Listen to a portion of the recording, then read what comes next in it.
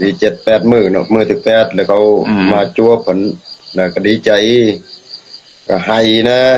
หิวนะถือว่าหิวเนี่ยหลายกว่านั่นจนได้ทับบางกินนั่นแหละทับบางก็ได้ทับแท้แต่มันกินบ่ไรก็เว้าน่ะกินปุนเล็กละน้อยกินเม็ดก็กินบ่ไรหรอกยอมรับอยู่นี่เลยมือใกล้สิออกกันประมาณมึง3มื้อเนาะสิกะสิได้ออกกันเฮาละฝันว่ามีคนยามมันมี4คนเนาะเป็นมาคือด่านตำรวจนี่แล้วเขาเปิดด่านอยู่แล้วมันห้วยบ่อนน้ำไหลน้ำอัดเฮาแล้วมันทางรถแต่ว่ามันวางน้ำนั่นล่ะเนาะเขาฝันแท้นี่ฝันว่าเขาจะเปิดทาง3วันจะออกก็ออกบ่ออกแล้วสิปิดแต่เฮาออกประมาณ 2-3 วันเขาปิดแท้บักทำอยู่ในต้นนาเฮาติดทำก็มีแต่เท่านั้นนะอื่นก็บ่มี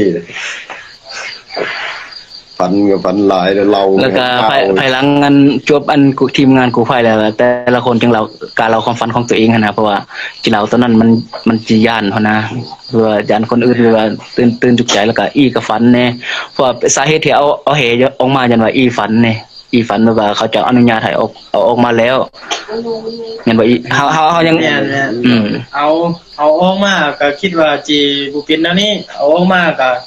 คันไล่เงินตัวนั้นมาก็สิแก้บ้านแก้บนน่ะเลี้ยงพี่น้องไทบ้านนั่นแหละจึงแล้วออกมาแล้วก็บ่พอแหละอันเงินตัวนั้นน่ะอันแม่นแก้บ้านแก้บนน่ะแล้วก็แต่จกเงินตัวเองออกอีกหลายเติมเพราะว่าอีมาเล่าความฝันใส่เฮาอันทีมงานเฮาก็ว่าฝันแท้จึงเอาออกไปได้เฮาว่านี่มันก็ว่าฝันแท้เนาะแล้วก็เพิ่นตามความฝันมาเลยก็อีมันอันปันบานเฮ้นี่เอาอนุญาตเอาออกเลยบ่ล่ะบ่าเอาออกได้แต่เทื่อเลี้ยวนี่แหละเทื่อหน้าไว้แล้วแล้วนี้ดาวจังปล่อยเอาออกมาเป็นหน่อยเดียวนึงน่ะเพราะว่าเฮาทอกทิมแล้วอันแห่ตัวนั้นน่ะแล้วรวมทั้งของมืดแน่มืดจังอันมันจึงอันเป็นห่วมส่วนน้ำเดียวนั่นแหละบัดนี้นะเพราะเป็นทั้ง5คนเพราะว่าแล้วก่อนสิเอานะเฮาอันทั้ง5คนนี่ไปนบกับอันแบบว่านบไปไหว้อันสิ่งศักดิ์สิทธิ์อยู่นั่นน่ะขออนุญาตเขาเจ้านะไปนบไปไหว้แบบว่าขอเอาแห่นี้ออกไปเด้อถ้าว่าขายได้หักได้เงินจะเอาไปซื้อเงือซื้อควายซื้อหมูเอามาแก้บนโดยที่บ่มีไผเอาเงินนั่นจะกีบนี่นะแล้วก็เฮาก็ฮอบเอาอันใดอัน2ถุงอันดังที่เห็นแต่ว่าอันนั้นเป็นถุงของหัวไตแล้วก็เสียมเป็นคนตีแน่เนาะตัวนั้นก็จำเป็นต้องแล้วเพราะว่าหัวไตเฮามันหมดแล้วก็เลยเปลี่ยนไปดีถ้ามีในเฮาก็อยากเอาแต่ชีวิตรอดออกไปแล้วนะแต่ว่าตัวนั้นก็จำเป็นได้ออกไปแน่อันจึงมีอันดราม่าอันที่ว่าอันเฮากับมืดอันเป็นนั่นน่ะแต่เฮาบ่ตอบโต้เพราะว่าอาจารย์มันก็บ่ให้ตอบโต้หยังเพราะว่ากระแสดราม่ามันจึงมันจียาวไปเนาะอันนี้มาเว้าอันความจริงเลยอันนี้นะเฮาจึงมาเอาอันแห่เนาะเอาแห่แล้วก็มานั่งทากู้ภัยหันมาหลายติดเลย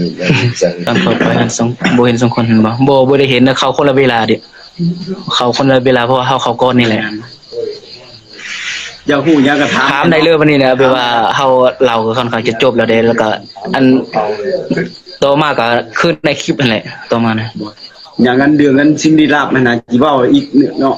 มื้อนั้นหันมื้อวันที่สิออกมานะตอนนั้นหันประมาณเที่ยงคืนว่าตอนใดหั่นน่ะยิงค่ายคือเสียงคนกวนน้ำนี่นะอยู่ในถ้ำนะแต่ว่าบ่มีคนบ่มีเฮากับแล่นเนาะเฮากับแล่นลงไปเบิ่งน่ะบ่มีเลยบ่มีคนนั้นที่ว่าอันกวนน้ำหั่นนะเพราะว่าอยู่คู่หั่นก็ปะอยู่เทิงหั่นก็ตกลงเลยคู่หั่น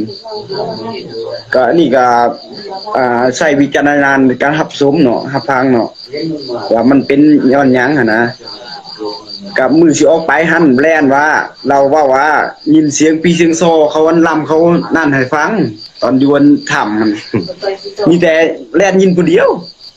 แต่ก็เฮาก็บ่ฮู้ได้ว่าสิได้ออกกันเวลานั้นหันนะเพราะว่าเสียงแต่ละคนมันเริ่มสติแตกมันเริ่มร้อนแล้วนะแต่เฮายินอีหลีนี่แหละฮะพวกเฮานะ เป็นประมาณ10 นาทีนี่แหล้ว ในประมาณ10นาทีนี่แหละเฮากำลังสิออกไปแต่ว่าเฮาบ่ฮู้ได้ว่าจะได้ออกเวลานั้นหันนะแต่มันยิงเสียงแปลกประหลาดหั่นน่ะก็มีหั่นแหละพอออกมาแล้วก็มีหลายอันหลายแนวเลยที่ฝันเห็นหั่นนะ แล้วอันข่อยก็ยังฝันว่ามีผู้สาว2คนมามักข่อยอะนะ มามักข่อยแล้วว่ามามักข่อยว่าจะเอาข่อยเป็นผัว อันอยู่ในถ้ำหั่นว่าสิเอาข่อยเป็นผัวว่าเป็นผัวก็อย่าแต่ข่อยขอมือก่อนข่อยสิมื้อแล้วข่อยบ่อยากอยู่นี่นะมันหนาวข่อยเว้าในความฝันนั่นแ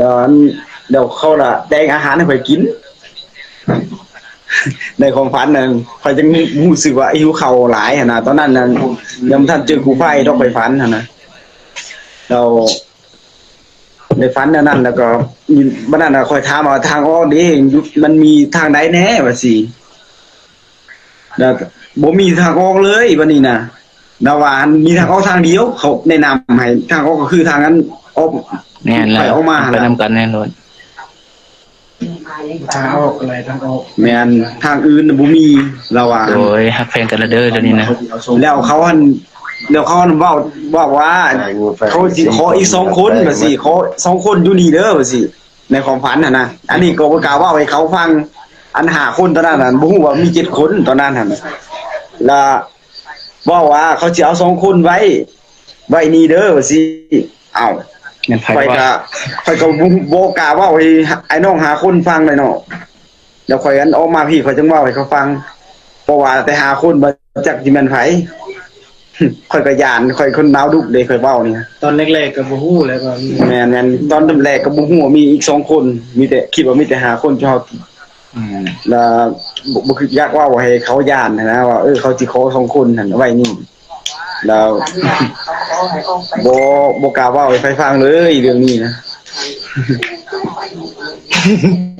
พี่น้องสาวเพิ่นจะฝันเห็นนั่นแหละ โอ้ดาจิมีอันอยู่ติบ่ แล้วก็อันตัวอันกระแสดราม่าที่อันผู้ฟ้าเว้าหั่นก็บ่มีความจริงนะเพราะว่ามันเราแบบว่าเขาไปแล้วนอนตลอดนะเราบ่ฮู้อิหยังเลยเพราะเขามาเฮ็ดพิธีหยังก็บ่ได้มาเฮ็ดนํเลยก็คืออันเว้าหั่นแหละ โอ้ยเก่าโดนน่ะมันนอนฮู้หยัง มีแต่คน เนี่ยแหละ คิดว่าจะตายแล้วนะ คือเขาเว้านั่นแหละ มีแต่นอน โอ้คันว่า บนจึกลุก ว่ามันเขาเป็นข่าวดังนั่นนี่นะเฮานี่ไปเอาให้คำมาเอามาแท้แต่ว่าอันเฮายังครอบครองว่าเป็นไปบ่ได้ดอกที่เฮายังมานั่งอยู่นั่นนี่นะบ้านเมืองก็มีชื่อมีไปแต่ว่าเราบ่มาเข้าร่วมพิธี